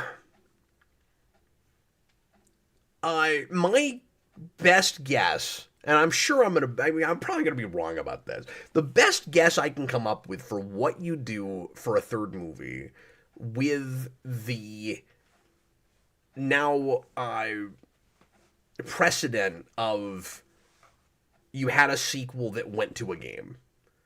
So, like, might they do a third movie that isn't the something movie that's the name of a game? I mean, maybe, but it seems more likely that that's what they'll do. Yeah. Because what would you even call it at this point? It's like the first movie was the Super Mario Brothers movie. The second movie is the Mario Galaxy movie. So what's your third movie? The Mario and Luigi movie? Like what is it if it's not the name of a game? And even that could maybe be based real hard in the RPGs. Yeah. Well, you're not going to backtrack and do World now. No. I mean, I'd be really surprised if you went Mario Galaxy, Mario. I mean, I guess you could. Yeah. But it would be weird. Cause, like, I guess you could, like, really explore that island. We didn't... I don't think they'll do that, though. Real quick, we didn't mention that cool bit where they have a model, like with that montage. The framing device of that is they have a model that looks like a Mario World map. Yeah. That was so freaking cool. Yeah. That made me very So happy. I thought I mentioned that. Maybe you didn't. I missed it. But anyway, I just want to mention I love that a lot. The best thing I can come up with is Luigi's Mansion. Okay. You do the Luigi's Mansion movie. And I know that's weird because it wouldn't have Mario in the title. But at this point, you've had two movies that were wildly successful. This one, first week, is doing gangbusters.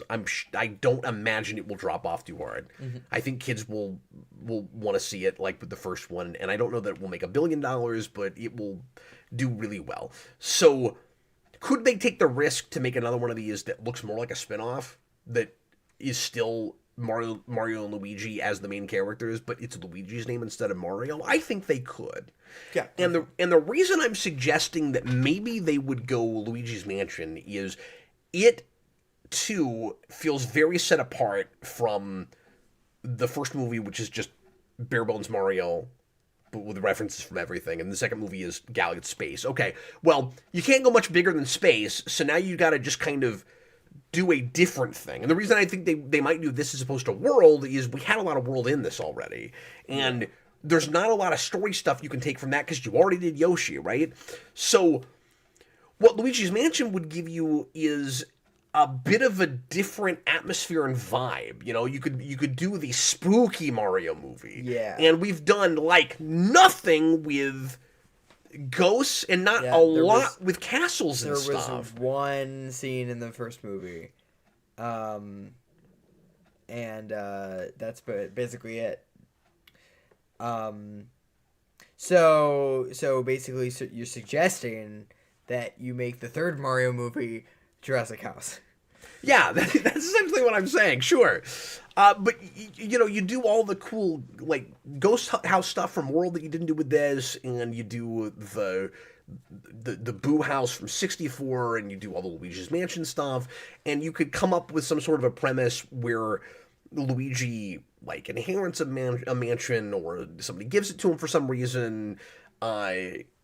Maybe you somehow tie that to whoever the bad guy was that Peach and Rosalina were running away from in her backstory. I don't know. Like, you could tie it into this somehow. Pros and cons guide, $2 super chat. It could be called the Mario Odyssey movie. I still don't even think they'll do that because there's so much Odyssey in this. There is. Yeah. That would be the next most plausible thing with Mario in the title. Like, I don't think they'd make the Mario Wonder movie. You know? No. Yeah, let's make the movie where Mario's on drugs. Like, yes. They're not gonna do Sunshine. They're not gonna call a movie. Not now. And also, they know that's a polarizing game. Yeah. And so it doesn't have the credibility. It doesn't have the like icon power. Yeah. And I think Luigi's Mansion probably does more than that. I mean, like, that sounds like an odd choice. I think there's a chance that's what they do. Partly just because, again, of iconography they've not really done much of. If they're not going to do Smash, that's my best guess. Because that would be the obvious next step. That's how you make it bigger. Yeah. If they've already said they're not doing Smash, all you can do is go sideways now. Yeah. You can't go larger, you can go sideways. You're not going to make the Mario Kart movie. We had so much kart in the first movie. Yeah. I mean, again, you could. I don't think they're going to do that. I don't think they're going to make the Mario Kart World movie. Like, right. I don't think they're going to do that. What else could they do? So the Mario Party movie? No. So here are the big things that they haven't done yet. They haven't done Cappy.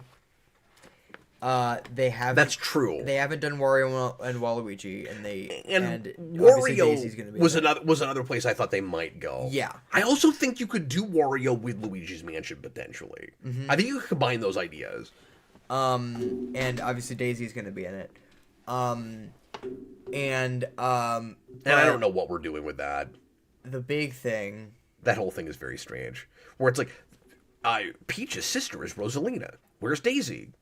You said that in the theater. You were like, okay, well then where's Daisy? And then, oh, there she is. There she is. I guess not related to Peach. Yep. So, here's my idea, and I came up with this during the stream. Oh boy. You make the Bowser's Fury movie. Oh, but they've already done Bowser Jr. Right. They... I don't want him again. Well, yeah, but he's a character now. Like, Yeah, we brought Bowser back, so you're thinking we could bring them both back? Yeah. Okay. And, like, where's all the other kids? Where's the Koopa kids? Right. Yeah, and we haven't done the Koopa kids. And we haven't done... Have we done Boom Boom? I don't think so. Yeah, I don't think so. It wasn't in this movie. I don't know. But yeah, or you do the Paper Mario movie, or you do Mario and Luigi, but that would be weird. I feel like nobody cares about those games anymore. At least, like, not as much as Paper Mario. Well, can I tell you what I want them to do? Mm-hmm. I want them to do Bowser's Inside Story. That would be awesome.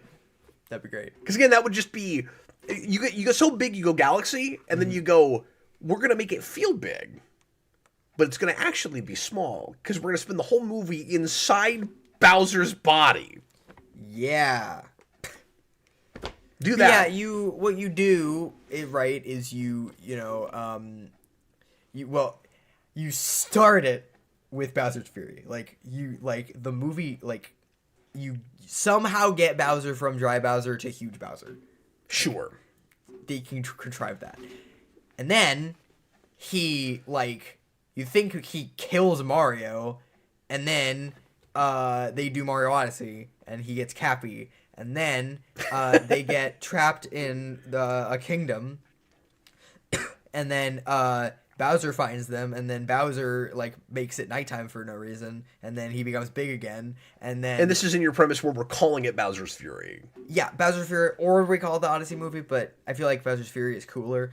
And there's it's a great name for a sequel. It's real Wrath of Khan. I like that. Yeah, especially because I'm really digging on this concept because I didn't think of this. Because your second movie, you do a Bowser that is ostensibly on Mario's side for a while. Yeah. And where might he land? And then at the end of the movie, he is scarier than he was in the first movie. Yeah. And now you make him even scarier. Really ready for vengeance. And also Jack Black would have so much fun with that. Absolutely.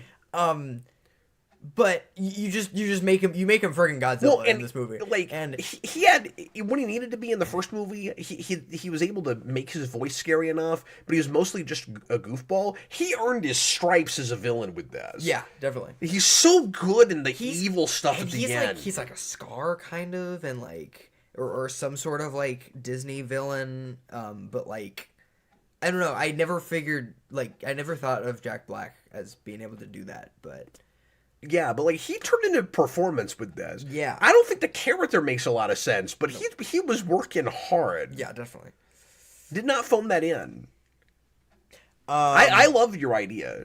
And then you put in Mario and Waluigi there somewhere. And I was just suggesting what I think they might do. The Luigi's Mansion thing for me is not a pipe dream, pun intended. Because I'm not a Luigi's Mansion guy. I suck at those. Yeah. I do like the ghost houses and booze and stuff. So I'd like to see us do more with that stuff. The idea of a spooky Mario movie is kind of a fun idea. I like your idea much better. What you do is the kingdom that they get trapped in, because they have the Odyssey, and then they go and I don't even know what the objective is, but They get lost in this kingdom, and instead of it being the Lost Kingdom from Odyssey, it's whatever the land is called from the Mario Land 1, and that's where they see Daisy. Is it a world where everything looks like Mario? Oh no, that's 2. No, that's 2. We have the robot. Great. Dude, 6 Golden Coins the movie would be awesome. Yeah, they're never gonna do that. Nope.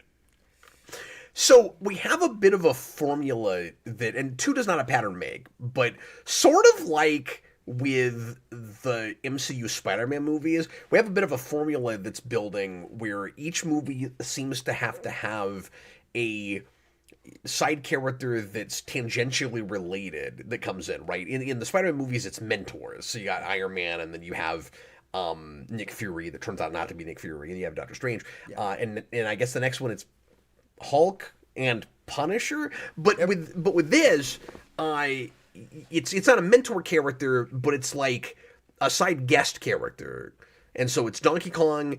And I wouldn't have even thought of it with Star Fox, except they introduce him telegraphing that it's a formula. Yeah. Because Star Fox comes in, and he and Mario glare at each other for a minute, trying to make you, the audience, think he's going to have that same rivalry like with Donkey Kong, and then they immediately get along. And I'm like, I don't know, except for a gag, which didn't land great for me, but I don't know why you had to telegraph it like that, because now I'm assuming every movie does that.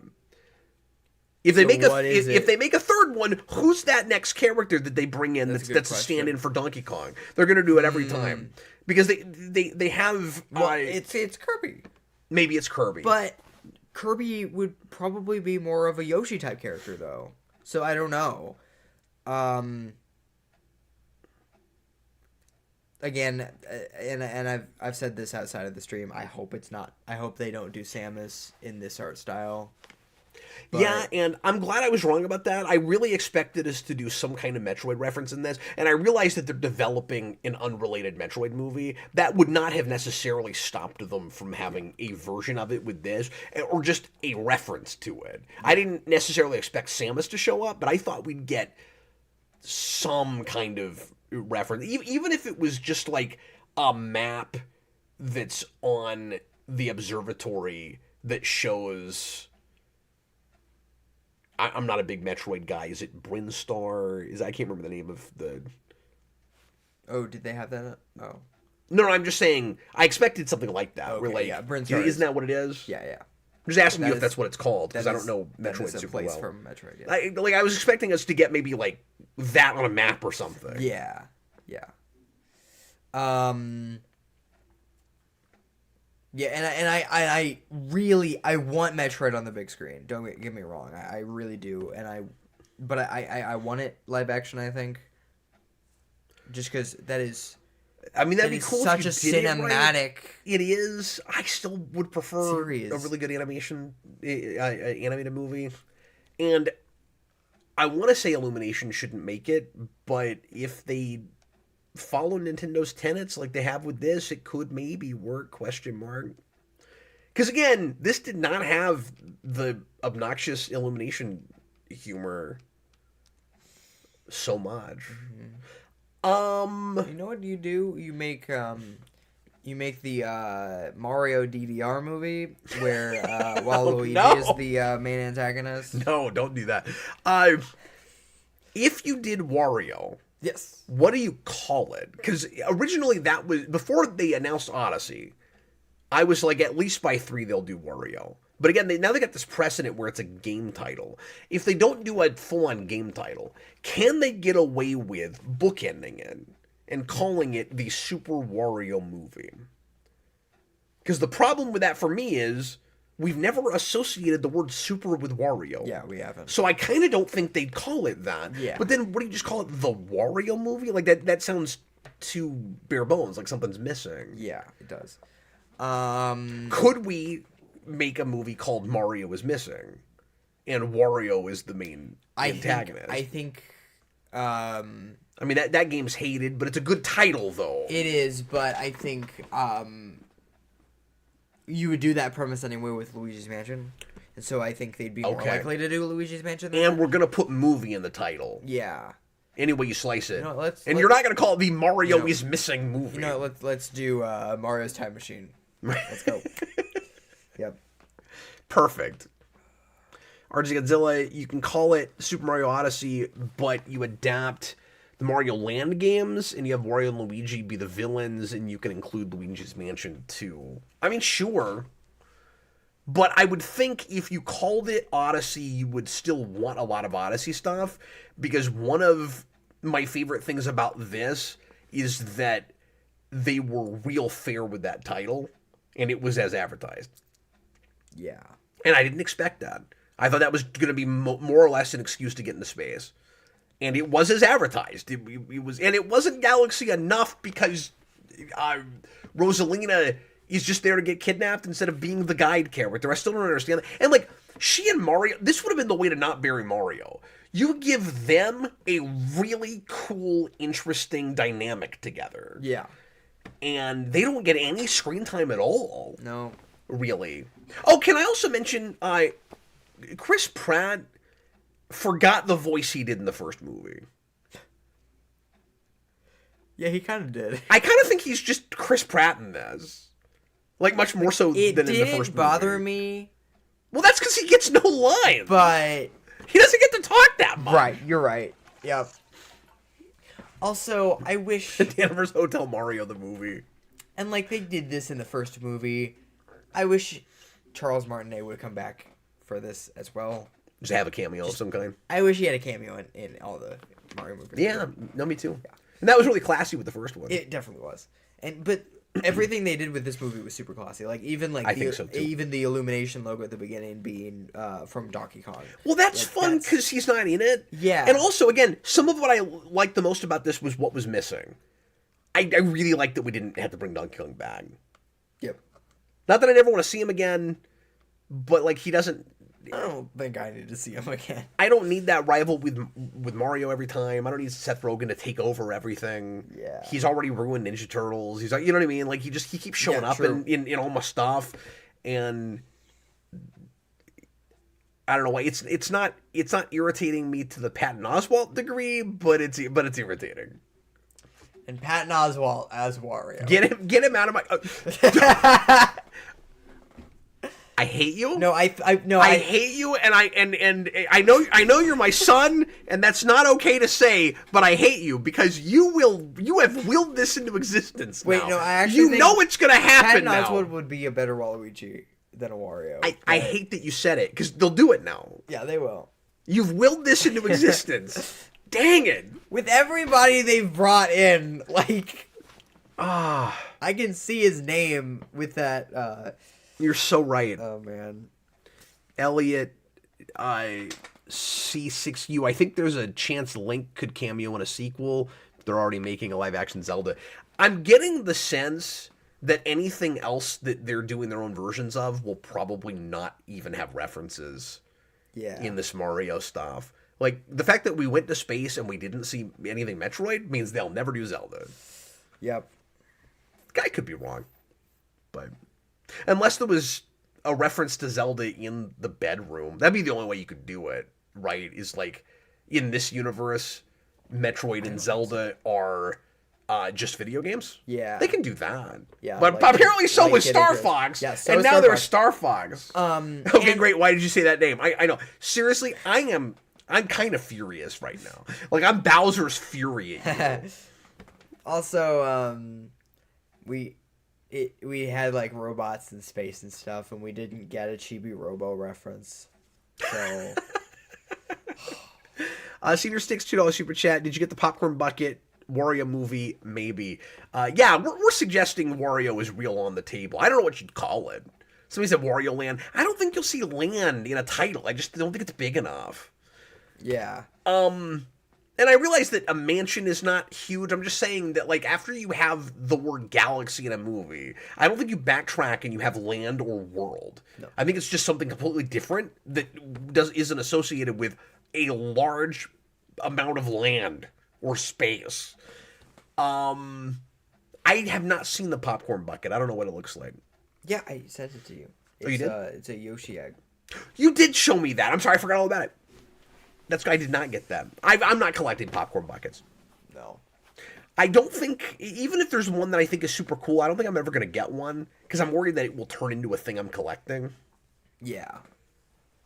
Oh, also, and I didn't think they'd do this, but I was hoping, because in the trailers they had the casino, and I was like, can we please have gambling Luigi, please?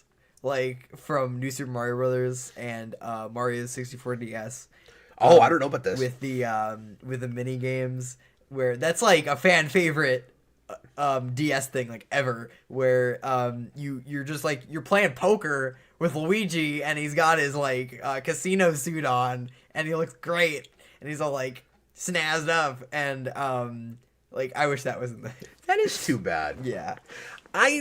When I see it again, I'm gonna look closer at some of the monitors and things. in that room because everything goes by so fast. Yeah. Did they have a slot machine that was the Mario 3 game? You'd yes, think they that'd did. be in there. Where like you have to line up the star and the mushroom. They did. I think they were looking more at 3D World. Okay. But it was super cool because he had all of the guys from Mario 2, and so Wart made all the like little like black guys, I don't even remember what they're called, from Mario 2 show up. For a second, I couldn't remember where that was from. I was like, oh, that is Mario 2. And I don't know what those are called. What they do is all the We'll slot just go with machines, the little black guys. That's not going to offend anybody. on all the on all the slot machines. That's the color they are. I don't know what to tell you. On all the slot machines, it puts the little black guys on there, like 3 in a row, and then they come out of the their slot official machines, name now, folks. and Sorry everyone, about like, that. And everyone like Niji. Niji. Thank you. Yeah. They get all the Screw little, us for forgetting that. the little black Nijis.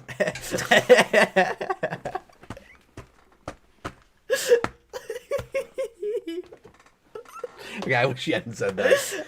Okay. Everyone wishes you hadn't said that. Dude. So they all. I apologize they're for all my on son. the slot machines. Although I don't think that's as offensive as suggesting Patton Oswalt should be Wario. I don't actually think that's as offensive. Sorry. What were you saying? So. They were in Super Mario World. It didn't even occur to me that was the same enemy, but I guess it is. They're super cool.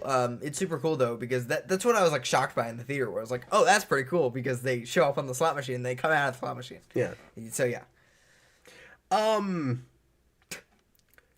also need a monitor with one of the slot machines that says "You got a card."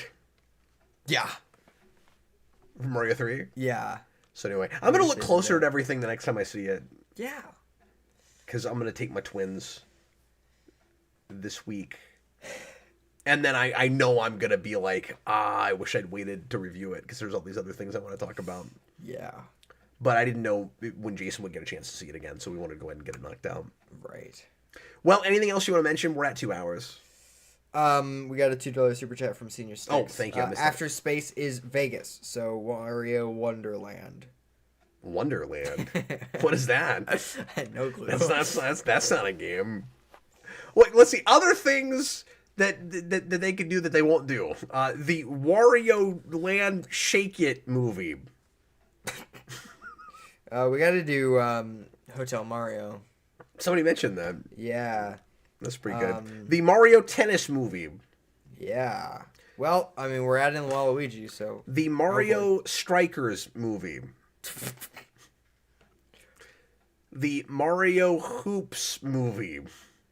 Or whatever that's called. Wow, Mario Hoops 3 on 3. 3 on 3. And then you add all the Final Fantasy characters for no reason, and then, yeah. I've got it. The third movie has a logo, or it has a poster with Mario playing golf, but it's just called Golf. Yeah, no, it's like it's Wii Sports, the movie. Yeah, but it's not even Mario. You know what? I actually kind of thought we might get a Wii Sports Planet. Yeah, I thought they might do the island from Sports Resort. I also thought we might get, and we got Pikmin. Because that would be cool. Because we got Pikmin. Because we could fly across, and that was cool. I don't know anything about Pikmin, but what I thought they might do is we fly over the planet and just real quick the soundtrack you get da-da-da-da-da-da. That would have been great. Or Pilot Wings, like a Pilot Wings planet. I wish we got Splatoon. That was the one thing where it's like that's from a different planet. That's Sure, that would have made sense.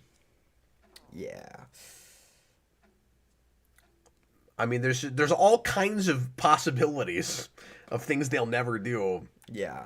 Daniverse says Mario teaches typing the movie, and the That's a Murray song, which may not be a reference to that game, but that's a big meme from that game. So maybe it was. Maybe it was because I lost it. I was like, because that was early on in the movie, and I was like, oh my god, because I had just shown all the clips of Mario's head in that game to Freddy, and that's one of his jokes where he's like.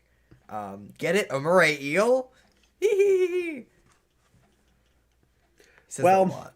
in conclusion, this was not a great movie. No, but it wasn't. I had a lot of fun watching No, it. it was great, and I had fun talking about it. These are always fun to talk about. I can't believe it's been 3 years. Yeah, me either. But like I said, I'm really glad they took their time. Yeah, definitely. Well, everybody, thanks a lot for watching. We sure appreciate it. And I'll be back tomorrow night with another Comic Book Late Night Unlimited with Chris and Austin. And we're going to have most of our shows this week. Friday night, I'm going to be out of town, so we're not going to have a Rewind commentary. We'll bring that back finally next week. And we'll do as much as we can before we go out of town. But thanks a lot for watching. We sure appreciate it. And Danover says this was great. See you guys. Thanks, man. I really appreciate it. Thanks for Super Chats from Super Chatters. And thanks for being here if you're watching live. Thanks for watching after the fact. If you did that, I was Captain Logan. I was Jayson. Bye, folks. It was a me. Later, everybody.